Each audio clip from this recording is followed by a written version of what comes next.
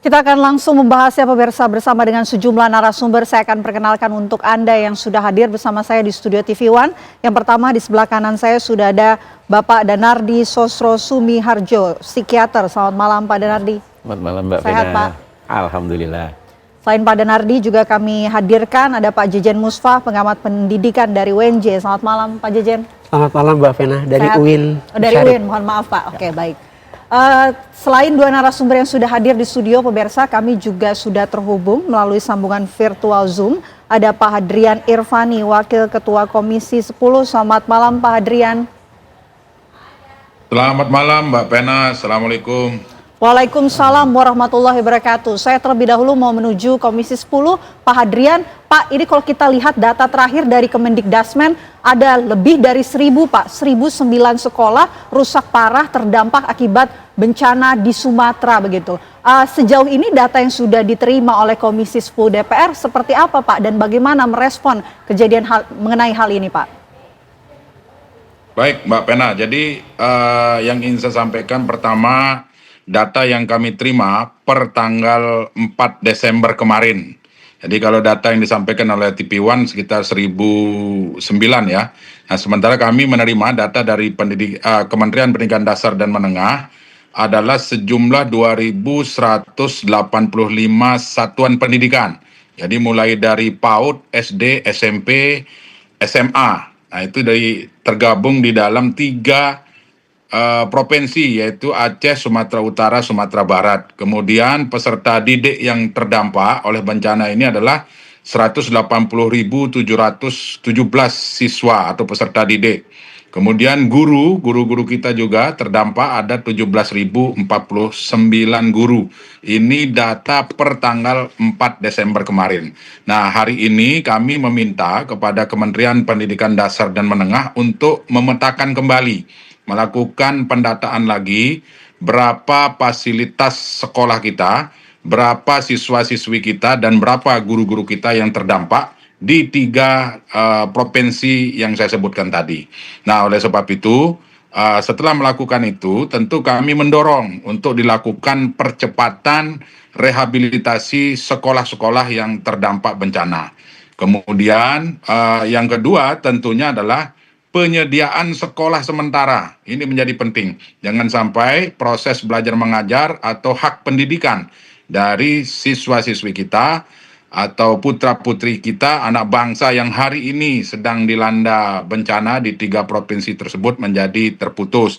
Kemudian penyaluran bantuan khusus bagi siswa-siswi kita yang terdampak, bagi guru-guru kita yang terdampak juga perlu dilakukan. Nah, 3 hal itulah yang hari ini sedang kami komunikasikan, sedang kami koordinasikan dengan Menteri Pendidikan Dasar dan Menengah. Insya Allah rencana hari Senin kami akan bertemu Komisi 10 bersama dengan Menteri Pendidikan Dasar dan Menengah untuk bersama-sama memikirkan solusi gerak cepat, langkah-langkah yang sudah dilakukan. Bahkan hari ini dan beberapa hari yang lalu, sebenarnya teman-teman Dikdasmen sudah meluncur ke lokasi-lokasi termasuk Pak Menteri. Saya dapat informasi kemarin beliau di Agam turun dan teman-teman Eselon 1 juga turun. Nah, prinsipnya kami mendorong percepatan-percepatan ini tetap dilakukan dalam rangka pertama itu tadi.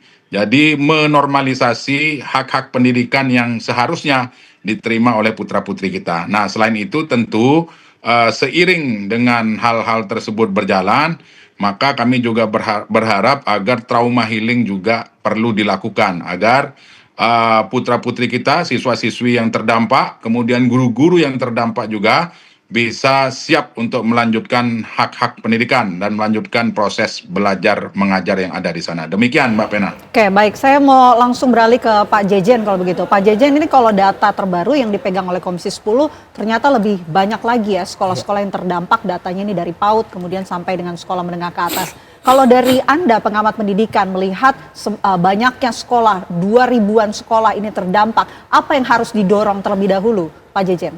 Ya,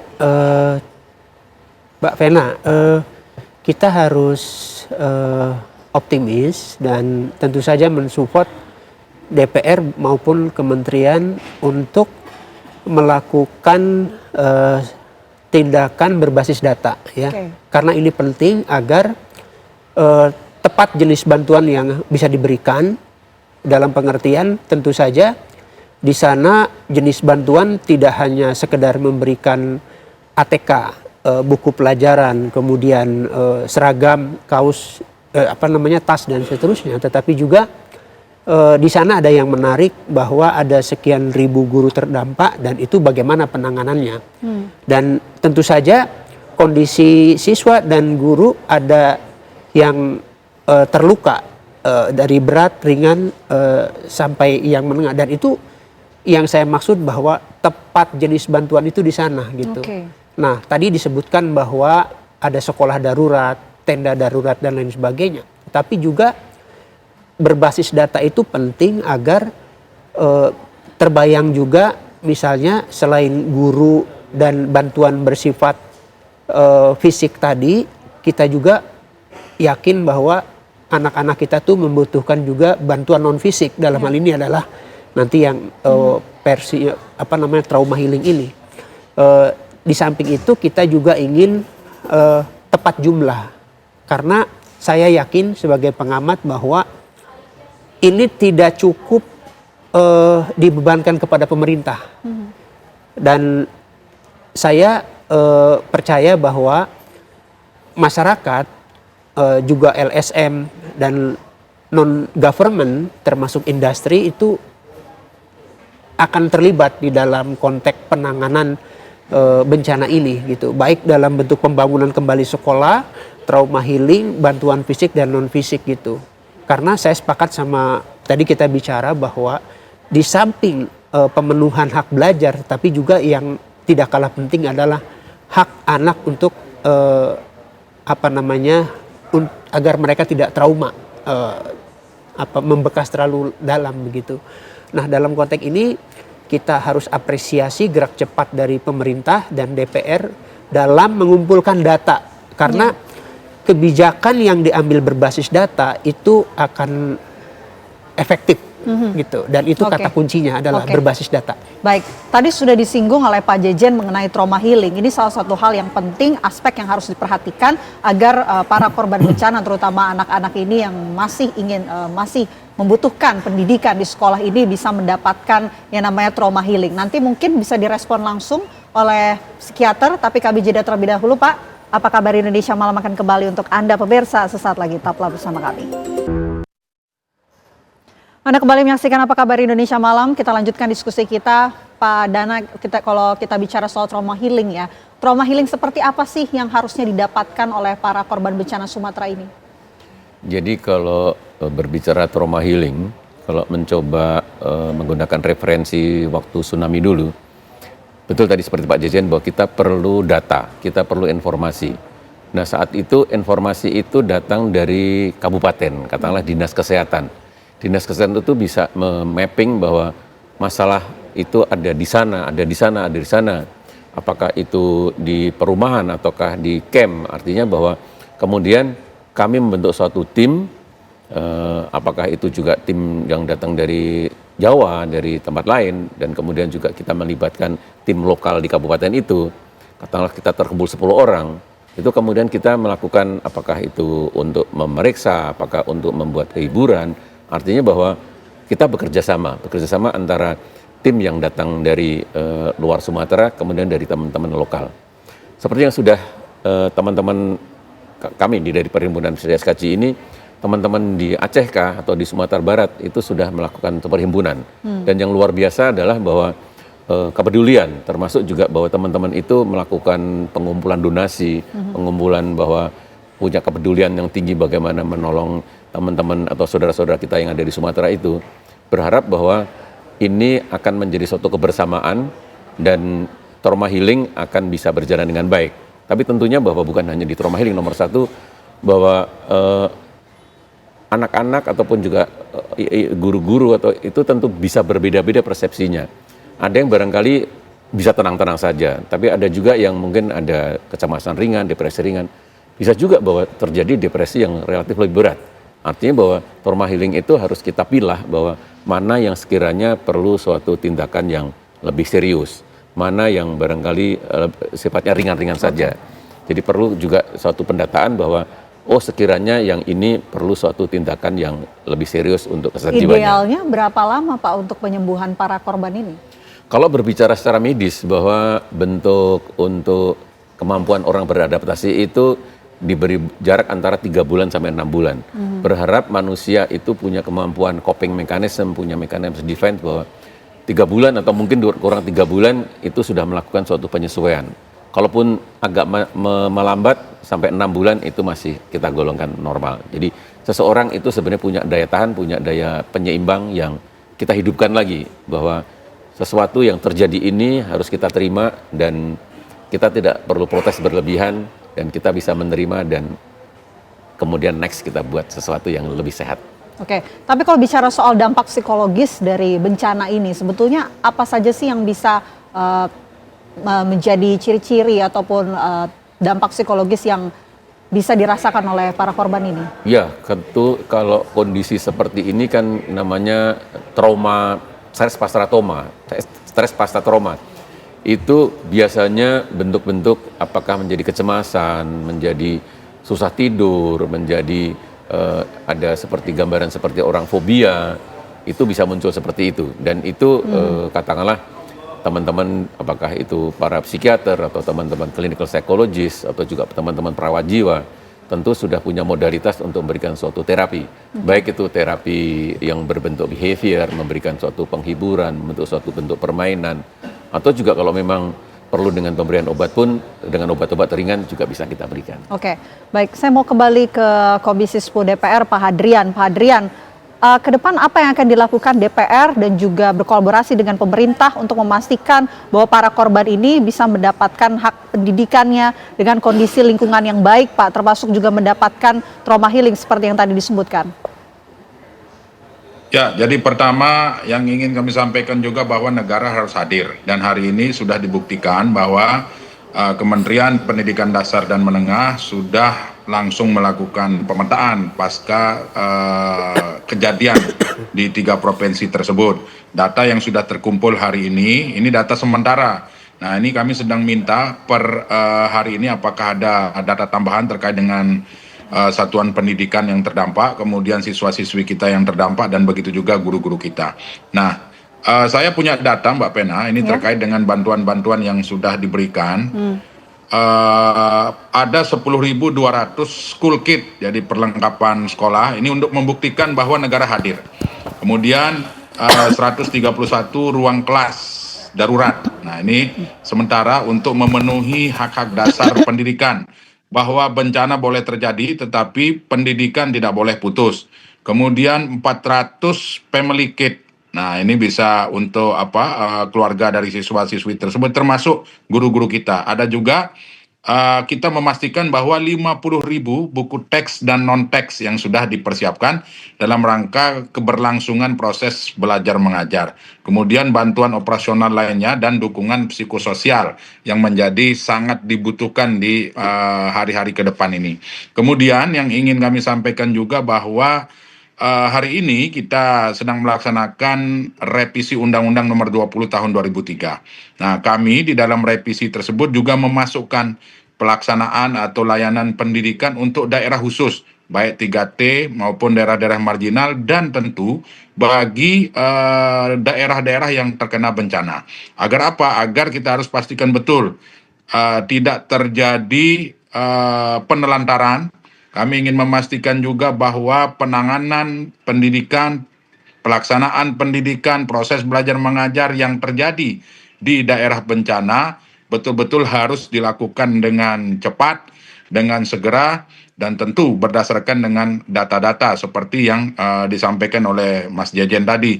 Nah, bahwa negara harus hadir itu menjadi penting. Kolaborasi antara pemerintah daerah maupun pemerintah pusat juga sangat dibutuhkan. Kita harus bersama-sama, tidak bisa daerah sendiri menuntaskan, begitu juga pemerintah pusat tidak bisa sendiri tanpa kolaborasi dengan pemerintah daerah. Kami di Komisi 10 ingin memastikan bahwa penanganan ini betul-betul cepat, betul-betul tepat sasaran. Nah, sehingga kami ingin memastikan juga bahwa siswa-siswi kita yang 180 ribuan tadi terdampak, termasuk 17.000 guru, bahkan mungkin akan bertambah, kami sedang menunggu datanya. ini betul-betul terfasilitasi, betul-betul tertangani dengan baik. Nah, oleh sebab itu nanti hari Senin pada saat kami raker dengan Mendikdasmen, kami ingin memastikan hal-hal tersebut. Demikian, Mbak. Oke, baik, mudah-mudahan lancar Pak. Semoga apa yang dilakukan baik itu dari DPR dan juga pemerintah ini bisa segera terwujud dengan baik dan juga lancar. Terima kasih Pak Lalu Hadrian sudah bergabung bersama kami di Apa Kabar Indonesia Malam. Sehat selalu Pak Hadrian. Terima kasih Mbak Pena. Waalaikumsalam warahmatullahi wabarakatuh. Saya mau lanjutkan ke Pak Jejen kalau begitu. Pak Jejen, ini kalau kita bicara mana yang harus lebih didahulukan, apakah segera membuka sekolah belajar mengajar untuk anak-anak dengan cepat atau justru memulihkan psikis guru-guru dan anak-anak terlebih dahulu? Mbak Vena, dua hal tersebut, fisik dan psikis, bukan pilihan mana yang didahulukan, jadi harus berjalan bersama-sama ya. Guru dengan kesiapan mentalnya juga. Jadi dalam hal ini kita percaya bahwa yang perlu trauma healing bukan saja siswa, anak-anak, tetapi juga gurunya juga, karena tentu mereka sudah kehilangan harta benda, rumah, tetapi kita juga pada saat yang sama yakin mengatakan bahwa mereka tidak boleh kehilangan harapan, kehilangan masa depan ya. Makanya pemerintah dalam hal ini harus bersama-sama masyarakat menjalankan keduanya secara bersamaan. Nah, saya ingin mengatakan bahwa kapasitas bantuan ini sangat luar biasa, demikian besar dan datang dari beraneka sumber. Karena itu kata kuncinya adalah kapasitas sumber daya manusia yang dimiliki oleh pemerintah maupun non-government secara struktur mulai dari pusat, provinsi, kabupaten, kota, ini akan merupakan kunci keberhasilan di dalam pelaksanaan pembelajaran maupun trauma healing. Bagaimana mengorkestrasi struktur-struktur sumber daya yang ada ini, baik human maupun non-human, agar betul-betul berbasis data tersebut tepat sasaran, tepat obat, tepat strategi, dan terutama sekali kita harapkan adalah adanya integritas atau etikabilitas agar bantuan ini betul-betul sampai ke tangan yang tepat dengan cara yang tepat. Pak Danardi, sepakatkah ya, dua-duanya ini harus beriringan? Saya sepakat seperti itu. Jadi secara simultan saja, bersamaan saja. Tetapi tadi bahwa kalau untuk trauma healing itu juga kita perlu ke mapping atau kejelian bahwa ada yang sifatnya barangkali perlu pandangan ringan-ringan saja. Atau ada yang memang perlu lebih serius, termasuk juga guru-guru. Mungkin ada yang ringan-ringan saja atau mungkin perlu serius. Tapi benar tadi bahwa suatu kepedulian bahwa melakukan sesuatu dengan suatu gerakan bersama itu sangat menjadi penting sekali. Dan saya juga setuju tadi bahwa banyak sekali sumber daya atau suatu kepedulian dari semua masyarakat ini sekarang ini sedang tertuju pada bencana di Sumatera. Yang menarik juga ingin kita bahas dengan adanya bencana ini kan ada ancaman learning loss ya dari kegiatan belajar mengajar. Bagaimana kemudian dampak dari learning loss ini nanti kita akan bahas usai jeda. Apa Kabar Indonesia Malam akan kembali untuk Anda pemirsa sesaat lagi.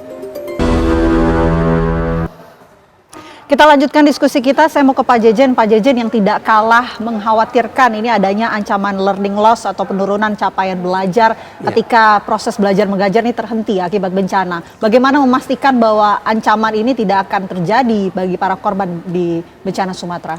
Baik, Mbak Vena, saya kira learning loss sesuatu yang tidak bisa dihindari oleh anak-anak, oleh para guru, dan saya kira itu sesuatu yang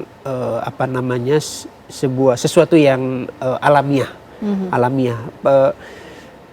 Yang penting bagi kita dalam konteks learning loss adalah bagaimana agar percepatan ini betul-betul cepat pulih kembali. Nah, artinya kita membutuhkan sekali lagi koordinasi, komunikasi, baik pemerintah pusat, pemerintah daerah, kemudian organisasi-organisasi non-government, antar kementerian, agar tadi learning loss tidak tidak terlalu lama terjadi gitu. Jadi semakin baik koordinasi, semakin baik kerjasama, profesionalisme diwujudkan, terwujud, maka learning loss yang sebuah dampak alamiah dari sebuah bencana ini tidak berlarut-larut begitu. Meskipun tentu saja angka ribuan sekolah, ribuan guru kehilangan itu juga bukan hal yang mudah, tetapi bukan hal yang mustahil juga kalau kita punya prinsip profesionalisme di dalam penanganan bencana ini. Oke, tapi jika pemulihannya berjalan lambat, apa kemudian dampak jangka panjang bagi kualitas pendidikan siswa tersebut? Mbak Vena, saya tidak menyediakan pikiran saya untuk tadi ya, bagaimana jika lama. Saya justru yakin dengan variabel-variabel keterlibatan bukan saja pemerintah tetapi non-government ya. Saya tadi sebut influencer ya misalnya yang bahu-membahu aneka masyarakat, bahu-membahu tadi fokus terhadap bencana ini. Mereka berkontribusi sesuai dengan kapasitas mereka masing-masing, material dan non-material. Saya yakin learning loss ini tidak akan panjang. Jadi akan cepat, pembangunan sekolah akan cepat, kemudian fasilitas-fasilitas lain akan cepat, dan saya yakin learning loss ini tidak akan berlangsung lama. Oke, kalau dari sisi psikologis melihat ancaman learning loss ini seperti apa? Jadi kalau saya melihatnya itu bahwa ini seperti suatu fase-fase seorang yang mengalami depresi ya. Bahwa ketika awal-awalnya protes bahwa mengapa kok Tuhan begini, mengapa ada penebangan hutan. Nah, berharapnya bahwa trauma healing atau pendampingan ini mengajak bahwa tidak berlama-lama di dalam fase protes, tidak berlama-lama dalam fase kemarahan. Tapi ayo menerima bahwa ini memang sudah terjadi dan kita harus melakukan sesuatu percepatan. Kita harus segera menerima dan melakukan perbaikan, dan berharap kalau kemudian pola pikir ini tidak berlama-lama diprotes dan kemarahan, maka kemudian bisa mengejar bahwa oh iya ini sudah sekian lama saya tertinggal, sekian lama ini ada pelajaran yang seharusnya sudah saya dapat tapi tidak. Jadi artinya dalam trauma healing berharap teman-teman apakah itu dari psikiater, psikolog atau perawat jiwa itu bisa memberi suatu dorongan bahwa ini harus kita terima dan harus melakukan suatu percepatan karena waktu tidak boleh disia-siakan. Artinya mengubah suatu pola pikir yang tadinya negatif menjadi positif untuk bisa lebih semangat. Oke, tentunya kita berharap pemulihan terbaik ini bisa didapatkan oleh seluruh korban bencana di Sumatera, termasuk juga para anak-anak yang masih mengemban pendidikan di sekolah. Mudah-mudahan segera mendapatkan trauma healing, segera mendapatkan pembelajaran yang membuat kondisi psikologisnya semakin membaik, dimanapun itu berada, baik itu di lokasi pengungsian maupun di titik-titik lainnya. Terima kasih Pak Dardi, terima kasih Pak Jejen sudah bergabung bersama kami di Apa Kabar Indonesia Malam. Semoga sehat selalu. Terima kasih Mbak Ken.